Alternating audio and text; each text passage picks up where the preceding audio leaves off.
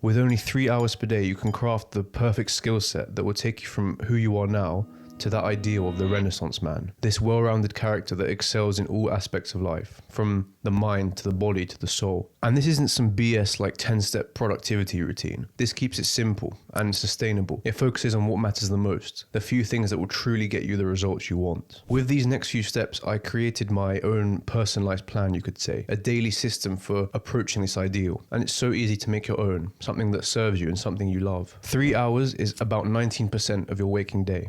And for each one of those hours, we're going to focus on one aspect of life.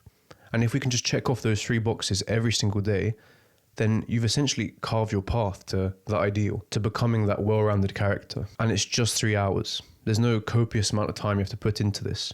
You don't have to kick yourself up the arse to get you to do something. It's just 3 hours. But those 3 hours are powerful. And you'll see why in a second. Your first hour will involve some sort of physical training, because all the great Renaissance men of history were not only well-read and intelligent, but they were masters of their own body. They could fight, they could throw, they could lift, and they could run. Plato was famed for his wrestling ability. His name literally means wide in ancient Greek because he was known for having these big, broad shoulders. Theodore Roosevelt, one of the best examples of a modern Renaissance man, he fought in the ring so many times. He was an excellent boxer. And Da Vinci, probably the king of Renaissance men, was described as having great physical strength and dexterity by his contemporaries at the time. All of these men were incredibly intelligent, and never once did they neglect their body. Your body is what carries your mind, and it's how you interact with the world around you every single day. So it's essential then that we look after it, because if you look after your body, it can look after you in turn. So you can feel healthy, happy, and confident in your image. I always think of the saying, a healthy man has 100 wishes, but then the sick man only has one, and it's to be healthy again. So if we look after our bodies in the present, we prevent ourselves from becoming that sick man tomorrow. So for just 1 hour every day, exercise. I prefer the consistency of a gym routine. I can walk in there knowing exactly what I need to do, and that kind of frees up some mental bandwidth for just pushing yourself and focusing hard on what's in front of you. And if it's not gym, it's walking. I make sure to walk every day because it gives you that space to think and to reflect and to come up with some brilliant new ideas. But the best part is you can do anything that suits you. Absolutely anything. Maybe it's a team sport. Maybe you want to exercise while also getting that sense of belonging and connection to others. Or maybe you love to fight so that you can feel that rush of adrenaline and vigor. If you've already got that down in your life, then that's amazing. But maybe you don't, and maybe you're not sure where to start. If I was in that position, I would just try lots of different things. Because if you pick one thing and commit to it forever, it's unlikely that that's your calling, let's say. It's more likely that you have to experiment with many different things to find out what truly speaks to you and what you truly enjoy. A lot of training is free, and many clubs or gyms have a trial period. And once you find the form of training that speaks to you the most, it's then easy to nurture that. You can build this skill your entire life, and it's going to give you joy, it's going to give you energy, and it's going to give you the gift of health. The next hour you'll spend consuming. Consuming? I thought consuming is meant to be bad. That's what all the self-help guys on Twitter are telling me. The idea that consuming is bad, you see it floating around in the self-improvement community.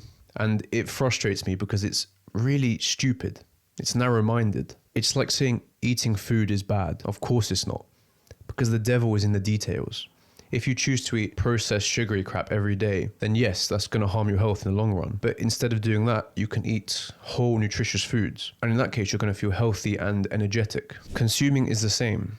If you do it correctly, it's how you'll learn and it's how you'll grow in mind. You don't need to take my word for it either, because all of the greatest thinkers, philosophers and writers in history, they've all been massive consumers. They ate books up like there was no tomorrow. They consumed absolutely everything that was available to them, and they never ever stopped learning. Because only by understanding the world and understanding their craft could they then produce their own great works. To know what makes excellence, you have to consume excellence. Of course, consumption can hurt your goals if you're consuming the wrong content. I focus as hard as I can on consuming content that is inspiring, content that teaches me something, or content that shows me a new perspective maybe. And this can be anything. It can be books, articles, blogs, tweets, documentaries, absolutely anything that inspires you and teaches you something. And I still focus on that to this day, but it wasn't always smooth sailing. And something in how I approached this disturbed me, because I was consuming, but then nothing seemed to change. Nothing really came about because of it. I was the same person and I had the same mind. I might not go this far, but it was bordering on mental masturbation.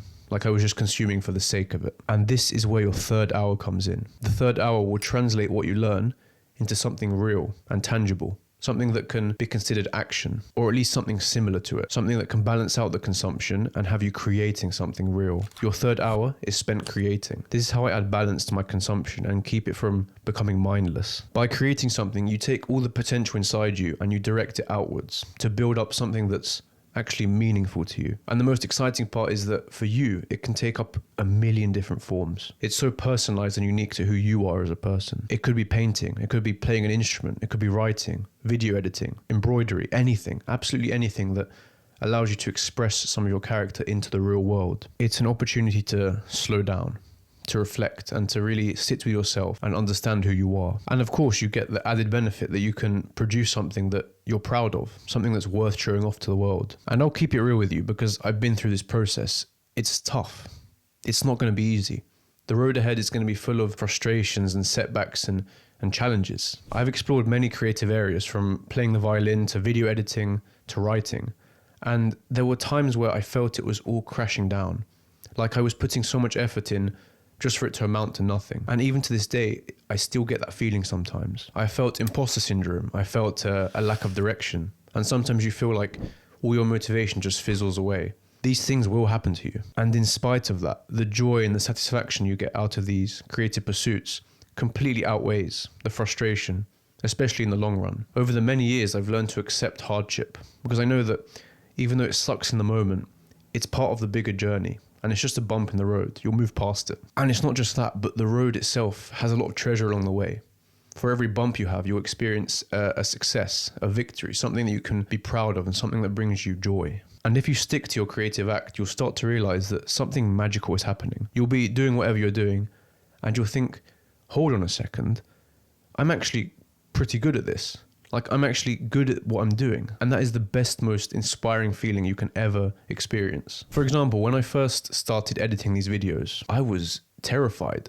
I went on the programs and it was all intimidating and I didn't know what any of the buttons did. But after several months, learning just one or two techniques every week, slowly, I became good, or at least decent. I hope so, at least. And it's not like I poured my soul into it with blood, sweat and tears.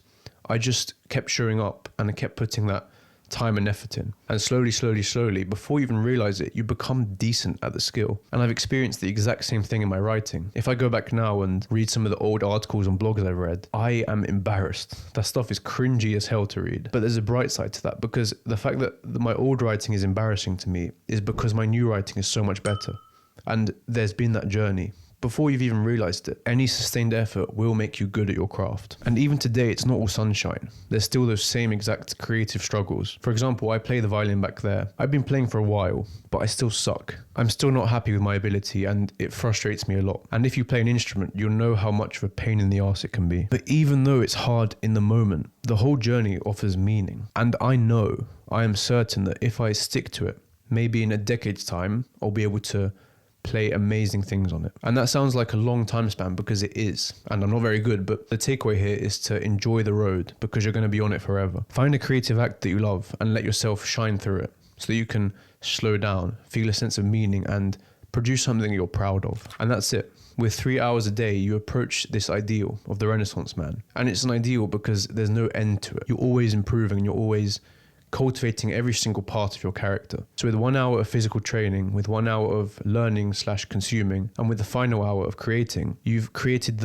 essentially the blueprint for becoming that and reaching that ideal. You can always add time, you can always subtract time, but the point is you have this framework that helps you reach that goal. I've applied it, it's worked for me, and I hope it does the same for you. I love to hear your experiences, and I love to hear if you have any interesting hobbies or skills that you work on. And of course, thank you for watching.